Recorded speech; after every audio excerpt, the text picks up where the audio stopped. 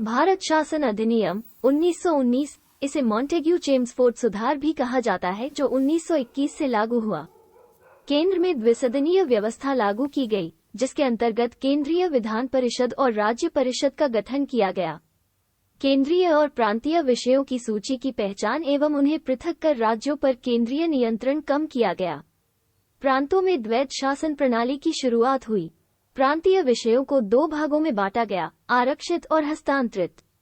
आरक्षित विषय में भूमिका, वित्त, न्याय, पुलिस, पेंशन, समाचार पत्र, कारखाने आदि सेवाएं थीं, जबकि हस्तांतरित सूची में शिक्षा, स्वास्थ्य, कृषि, सार्वजनिक निर्माण विभाग, स्थानीय स्वायत्त शासन जैसे विषय थे। आरक्षित विषयों पर गवर्नर कार्यपालिका परिषद की सहायता से शासन करता था, जो विधान परिषद के प्रति उत्तरदायी नहीं थी। शासन की इस दोहरी व्यवस्था को द्वैध शासन व्यवस्था कहा गया। इस अधिनियम ने पहली बार देश में द्विसदनीय व्यवस्था और प्रत्यक्ष निर्वाचन की व्यवस्था प्रारंभ की।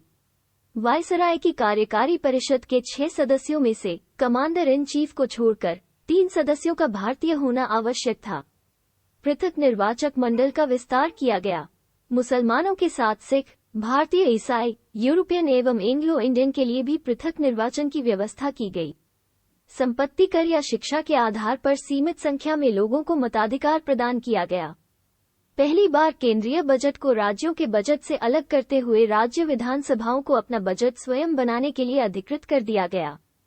इसके तहत एक वैधानिक आयोग का गठन किया गया, जिसका कार्य 10 वर्ष बाद जांच कर अपनी रिपोर्ट प्रस्तुत करना था।